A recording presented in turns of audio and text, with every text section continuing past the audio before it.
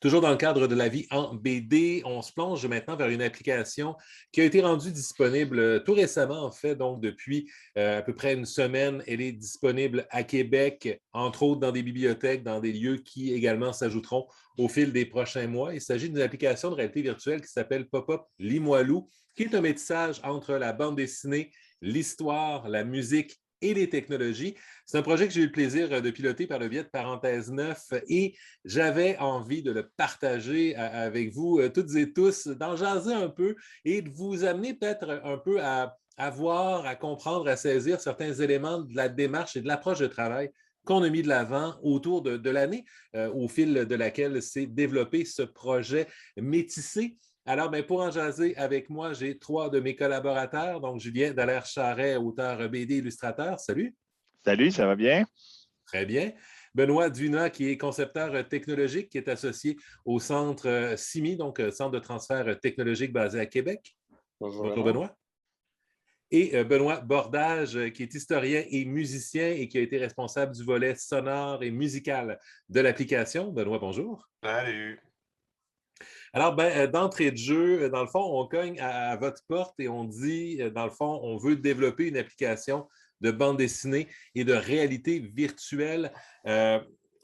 L'idée est venue évidemment de cette volonté-là de développer un univers un peu immersif, si on peut dire, autour de la bande dessinée, autour de l'histoire. Mais comment on reçoit peut-être cette invitation-là? Parce que autant pour Benoît, ça rentre dans ton travail à toi, c'est ton créneau.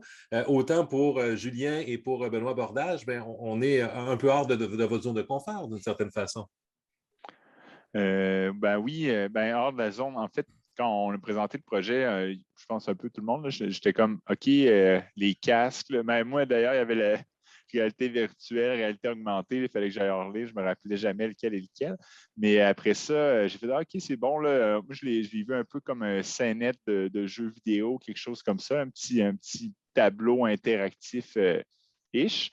Mais oui, là, c'est sûr que ça sort de la BD. Là, on tombe quand même dans un environnement 3D, puis il y a toute une question de on en parlera plus tard, là, mais le visiteur, ou en tout cas la personne qui fait l'expérience, est guidée, mais est quand même libre. Là. Donc, il y avait toutes ces contraintes-là de comment on présente les choses, de faire comme soit un parcours ou quelque chose qui est intéressant, mais qu'en même temps, on laisse la liberté aux gens de l'approcher un peu comme ils veulent. Là. Fait que je dirais que c'était une drôle de bibite. Je pense Ouais, que, oui, vas-y. je pense que il y a aussi cette idée dans ça de ne pas travestir l'idée de départ qui était aussi de faire une BD, parce que quand on parle de réalité virtuelle, ben on pense très rapidement à jeux vidéo, par exemple. Là, donc, Oui. comment on est capable de transporter ça dans un univers virtuel, mais en gardant l'esprit BD. Là. Ouais. Ça, on a eu quelques discussions là-dessus au début, là, justement pour arriver avec le pop-up. C'est ça. Je pense que vraiment la réussite du projet tient dans le fait que du départ, on avait une idée de ce qu'on voulait faire, mais on n'avait pas vraiment la forme. Fait que le point fort du projet a été, dès le départ, de réunir autour de la table tous les intervenants, c'est-à-dire aussi bien l'historien que les BDistes, que les technologues, pour voir quelles étaient les options, quelles étaient les possibilités, puis surtout, quelles étaient les contraintes.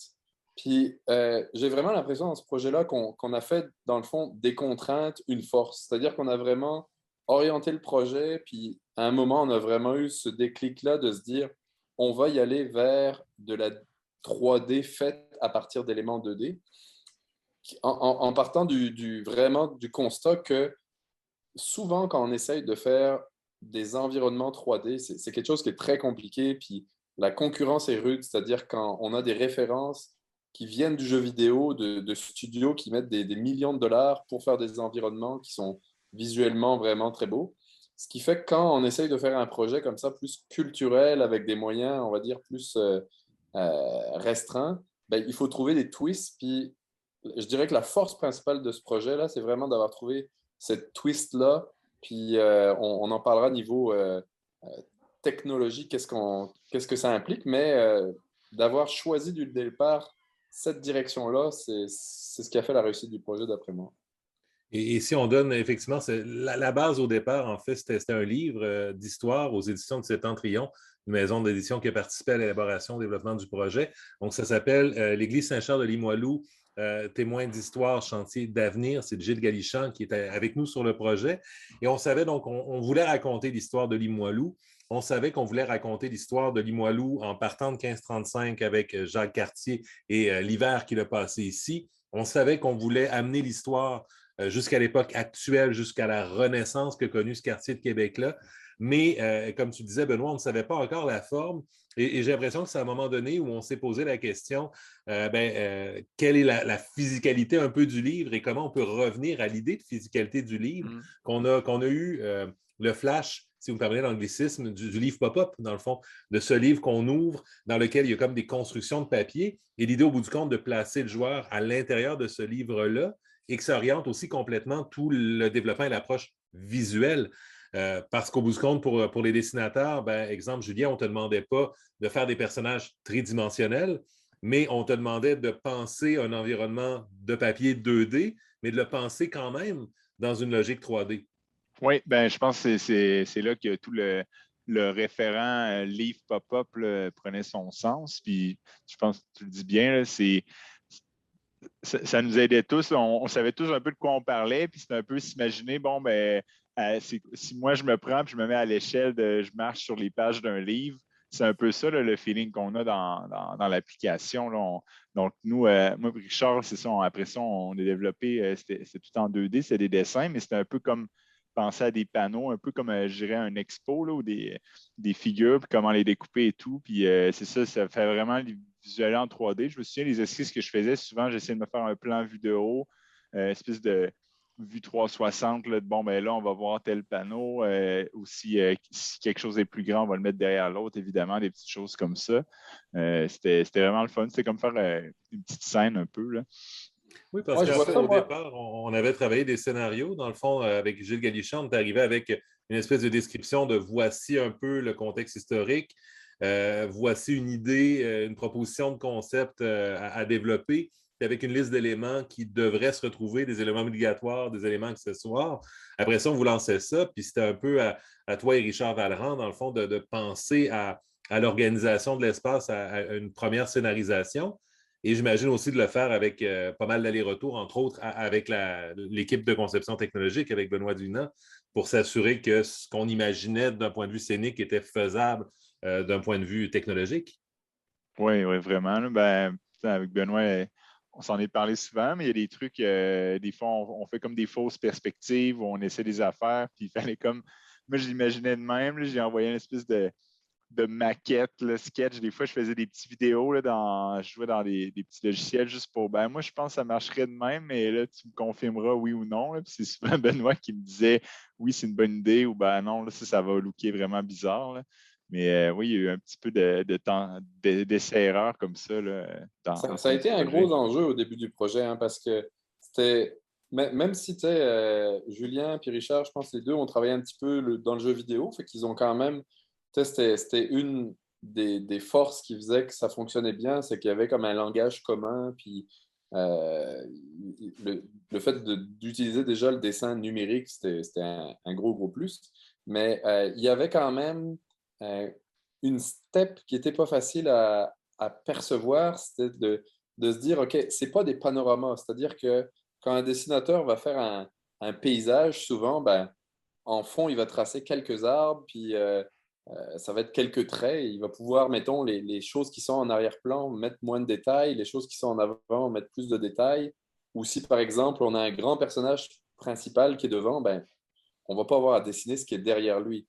Ben là, dans le cas d'une scène 360 ou comme si on imagine un livre pop-up, ben, il faut que tous les éléments soient présents parce que quand on va se déplacer dans le tableau, il ne faut pas que ce qui était derrière le personnage initialement disparaisse puis qu'il y ait un trou derrière lui.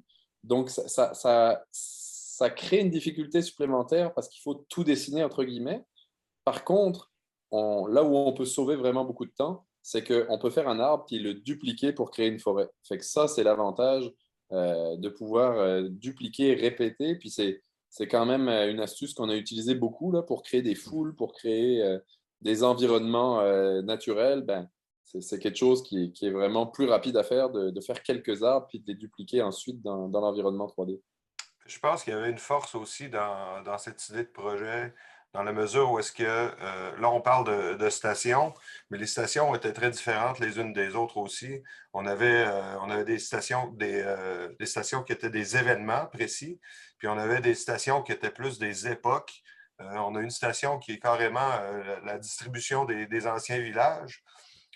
Si on avait choisi une autre manière de le faire que de l'illustrer comme ça en BD, parce que bon, l'illustration des villages, c'est comme si tu étais un géant dans les villages, tu sais, ça nous donne une position sans trahir le matériel de base, la structure de base. Là.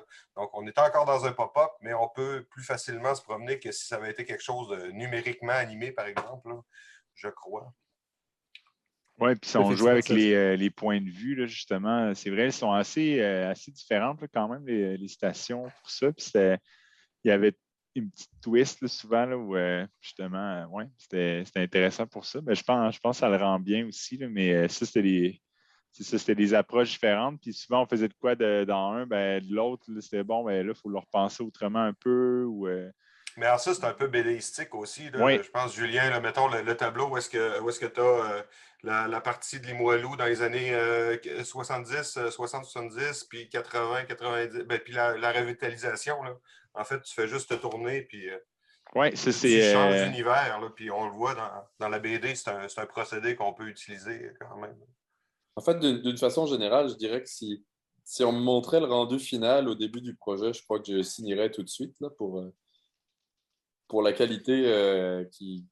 En tout cas, moi, personnellement, je suis vraiment très, très satisfait du rendu final. Là. Je trouve que en termes de qualité puis de rendu, là, ça dépasse vraiment mes espérances de début de projet, on va dire. Oui, puis c'est en fait, Benoît Bordage met le doigt sur un élément que je trouve assez intéressant, c'est cette idée justement que le processus de faire passer l'histoire par la BD pour la mettre en image dans cet univers-là nous ouvre la porte à plusieurs processus.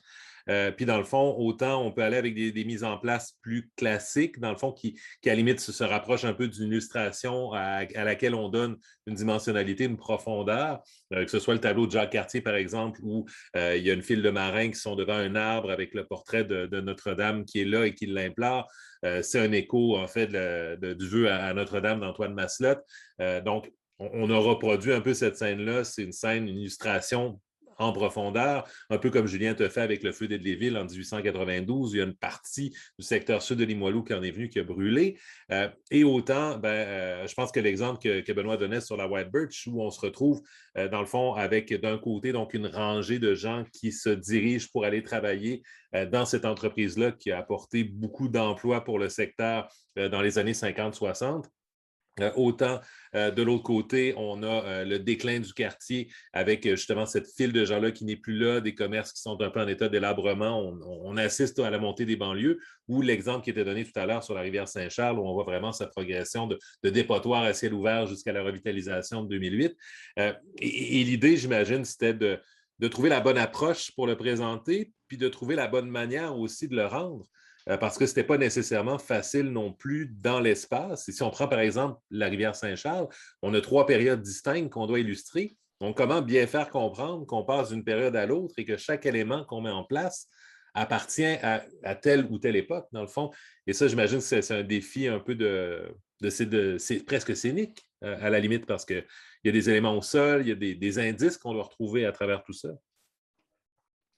Donc, comment on a travaillé peut-être un peu ce tableau-là, puisqu'on en Comme parle? ce tableau-là pour la rivière, en plus, lui, il y a une petite particularité. Là. Il y a comme la rivière est littéralement là versus les autres où on a un sol plus monochrome là, ou uniforme. Puis c'est ça, c'était un peu de montrer, comme tu dis, le parcours, séparer les zones. Avoir des éléments super distincts. Puis ça servait justement dans la liste, dans le scénario qu'on avait. C'est ça qui est intéressant. C'était déjà un peu pensé, ça en partie, mais il restait à le mettre en place puis voir si ça collait. Puis on a joué beaucoup. Moi, je me souviens, évidemment, il y a des trucs d'époque, là, ça aide à se repérer.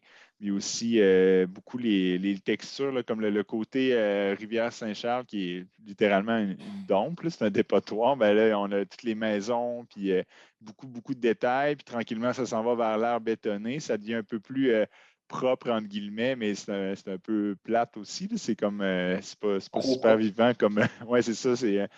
Puis après ça, là, on ramène là, vers l'époque plus contemporaine où ça a été mis. Puis on joue beaucoup avec les personnages, je pense, pour marquer les époques. Puis les différences, c'est juste par les habits ou un peu les postures et tout. Puis je pense que c'est là aussi que l'habillage sonore là, vient aider pas mal à mettre des fois, il manque un petit quoi, là, je trouve, pour que la sauce pogne. Puis ça, c'est vraiment du côté de Benoît. Là, je trouve que ça marche vraiment bien dans des situations comme ça, là, où toute un peu l'ambiance, les petits bruits, les petits calls que les gens font. Là. Fait que je trouve qu'on le comprend encore mieux là, qu'on voyage dans un même tableau, là, en fait. Mais c'était agréable à faire aussi parce que moi, j'ai été obligé de partir, d'attendre en fait que les dessins soient faits pour faire l'habillage sonore parce que on en a bien beau avoir une image, une idée de scène, une image de scène.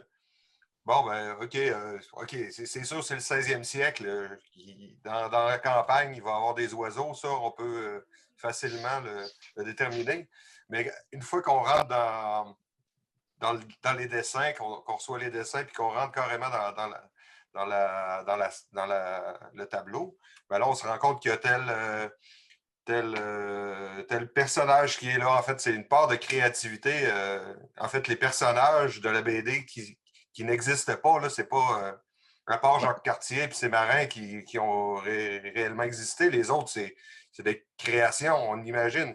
Je me rappelle d'ailleurs le tableau de la White Birch, je me suis beaucoup amusé parce que là, je me promenais, puis là, je ne sais pas si c'est Julien ou Richard qui avait dessiné le robineux qui se promène là. Là, je lui ai fait chanter une chanson à moitié sous.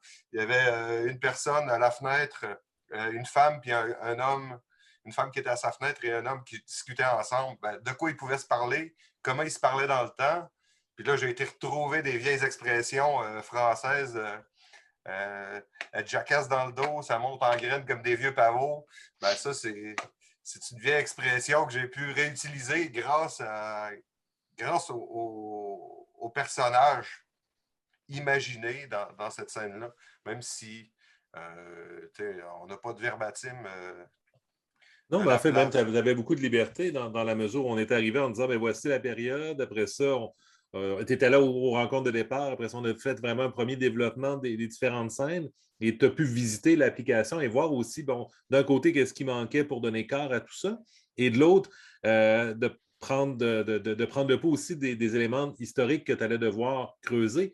Parce qu'il faut dire, en fait, aussi, tu es musicien et tu es historien.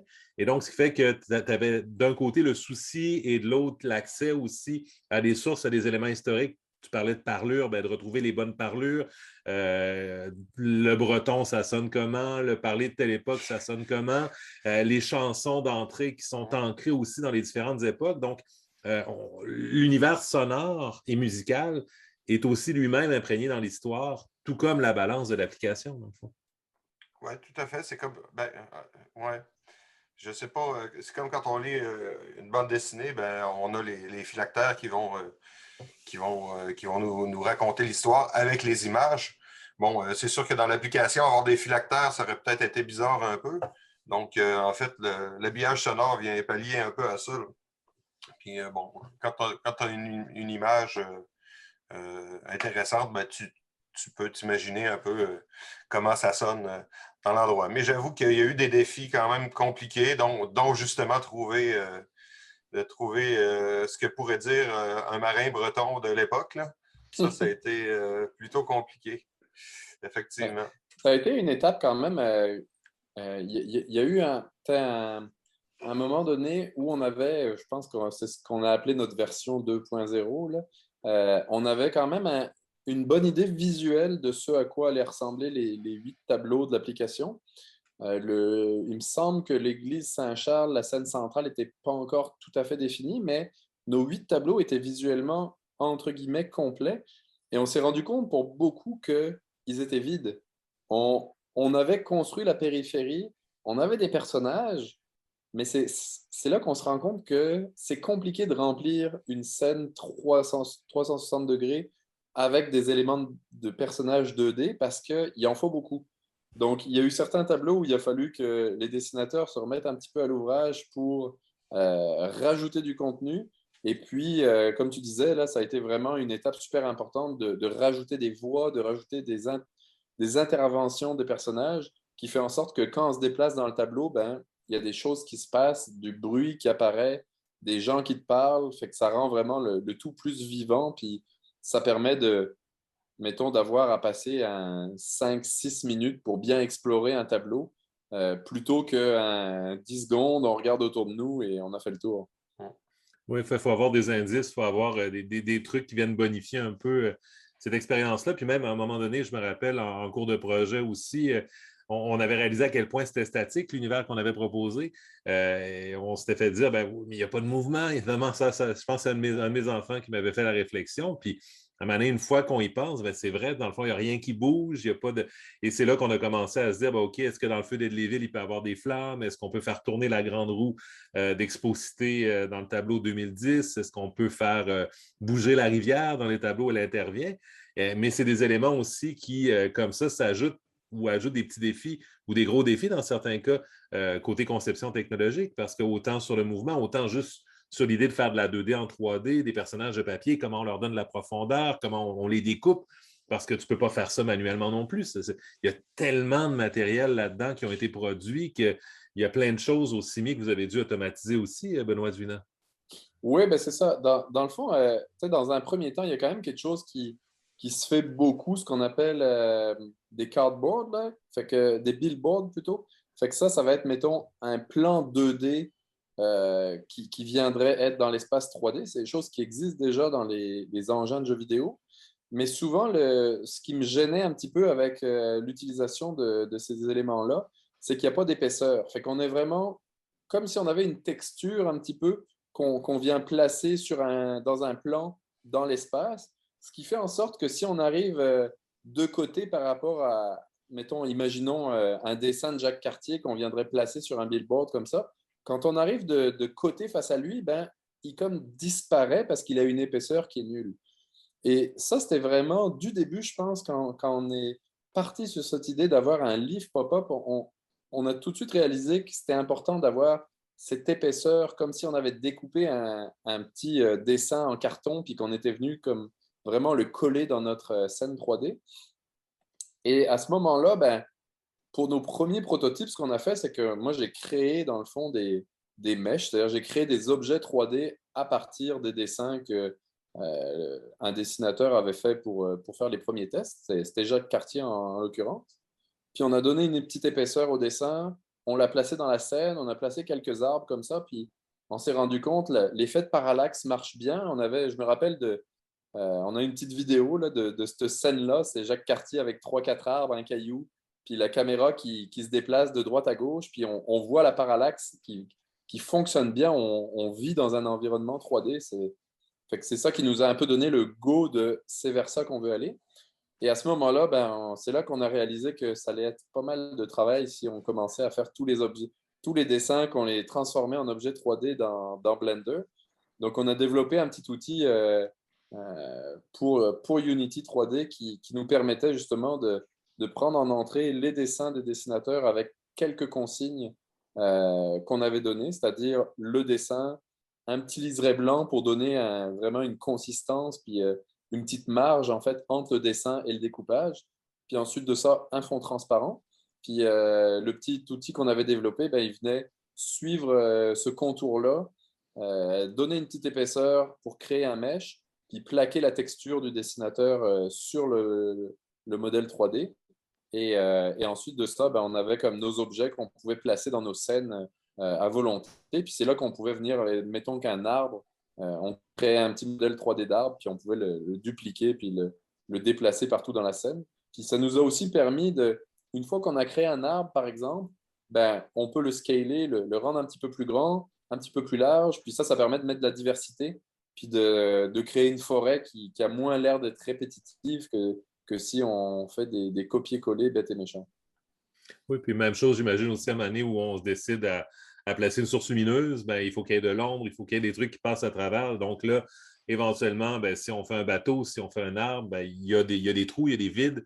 Donc, il faut aussi réussir à les découper de l'intérieur ou à choisir ce qu'on allait faire découper, dans le fond. Ouais, ouais, ça a été un défi, là. Notre première version de notre outil ne gérait pas les trous de la façon dont on l'avait fait. Et là, on s'est rendu compte, ouais, ça peut quand même être intéressant justement pour cet effet de parallaxe, d'être capable de voir au travers les voiles d'un bateau pour voir le paysage en arrière-fond. En fait, là, on a modifié après un petit peu ça, puis à la fin, on avait quand même un outil un flux de travail qui était efficace, là, puis on était capable de produire des scènes en un Il y en temps a- record. ouais, il y en avait du morceau là, dans certaines scènes. C'est assez impressionnant là, les voir toute une à une, là. Puis je Ah, c'est dirais clair, même en qu'à fait, la du fin, morceau, autant sur le visuel, autant sur le sonore. Je veux dire, quand on commence à décomposer les trucs, c'est hallucinant la quantité de matériel qu'on a réussi à rentrer somme toute, uniquement dans une application qui est relativement légère, là, quand même. Donc, ouais, puis plus le temps avançait, plus on comprenait euh, les mécaniques, puis plus on jouait avec. C'est-à-dire que je me rappelle à la fin, là, on s'est retrouvé à fabriquer des meubles Ikea quasiment, là. Oui, Julien me donnait, on voulait créer plus de volume dans nos scènes. Fait que là, ben, Julien créait des planches de bois, puis des sols de terre, puis c'est comme ça qu'on est venu à construire les bancs.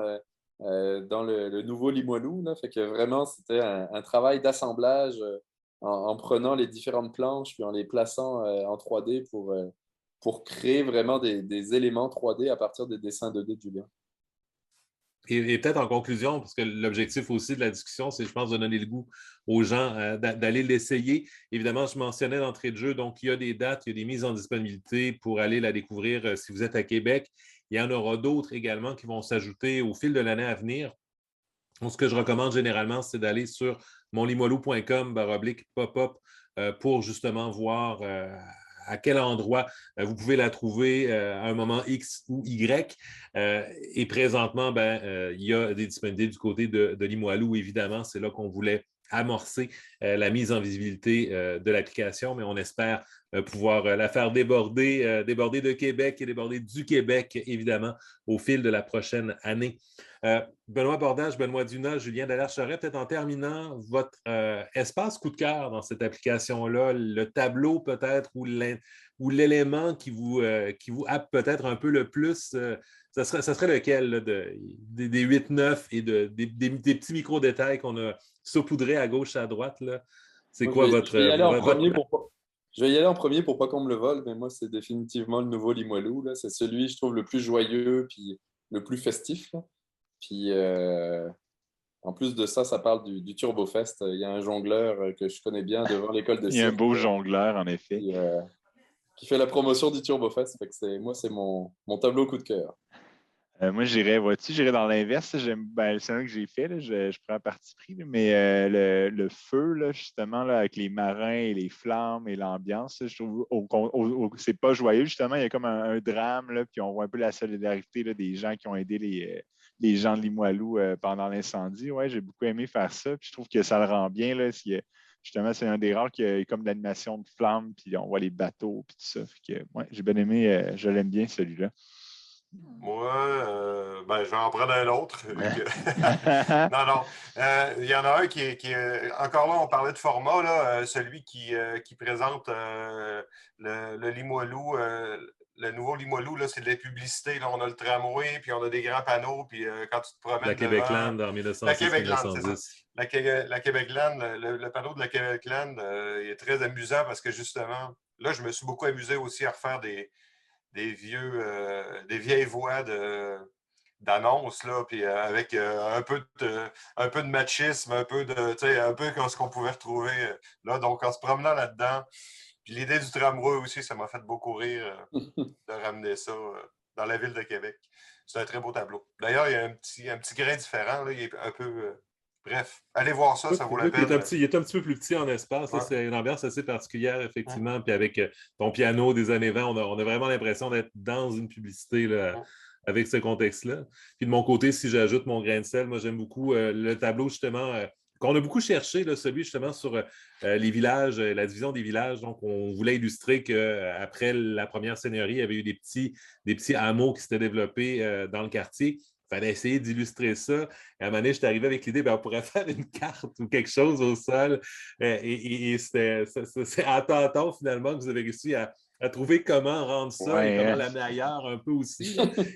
Et juste le jeu d'échelle où on se sent un peu, dans le fond, Gulliver chez les Lilliputiens, puis dans lequel, finalement, avec l'ajout des mouvements, des chariots qui se promènent et le reste Québec qui est à l'horizon, ça fait un environnement dans lequel on est complètement décontenancé, on est complètement ailleurs et ça devient un jeu de le visiter, cet espace-là, juste avec ce jeu d'échelle-là, dans le fond, qu'on découvre. On était mal embarqués pour celui-là au début. Et il a été difficile à trouver. Il est passé proche de disparaître, je crois, moi. Oui, jusqu'à temps qu'In Extremis, finalement, l'illumination se fasse et que la manière de le rendre se complète. C'est ça, c'est qu'au final, on se ramasse à se promener dans divers univers différents qui sont homogènes en termes de visuel. Là. Donc, on change d'échelle, on change. Ça vaut la peine d'aller voir ça. Moi, je dis, ça vaut la peine de l'essayer. Alors, je vous rappelle l'adresse pour avoir plus d'informations sur les dates, sur les mises en disponibilité, c'est monlimoilou.com/pop-up. Et Benoît Bordage, donc historien et musicien, Benoît Dunas, concepteur technologique associé au CIMI, au Centre en imagerie numérique et médias interactifs, donc CCTT associé au Cégep Sainte-Foy, et Julien Dallaire-Charret, donc illustrateur et auteur BD. Merci beaucoup à vous trois. Je rajouterais peut-être une dernière chose, c'est que si jamais il y a des personnes qui... Alors, l'application n'est pas disponible sur le Oculus Store parce que c'est pas facile de faire valider une application, mais si éventuellement il y a des personnes qui ont des casques Oculus Quest chez eux et qui voudraient essayer l'application, éventuellement, il y a moyen d'envoyer une version pour test assez facilement. Hein, donc, peut-être, je ne sais pas, sur Pop-Up Limoilou, demander plus d'informations. Toutes les coordonnées sont sur monlimolou.com/pop-up. Écrivez à parenthèse 9, puis on va vous mettre en contact avec l'équipe pour que vous puissiez l'essayer où que vous soyez. Voilà. Mais merci à vous trois encore une fois et l'invitation est lancée pour vous, auditeurs et auditrices.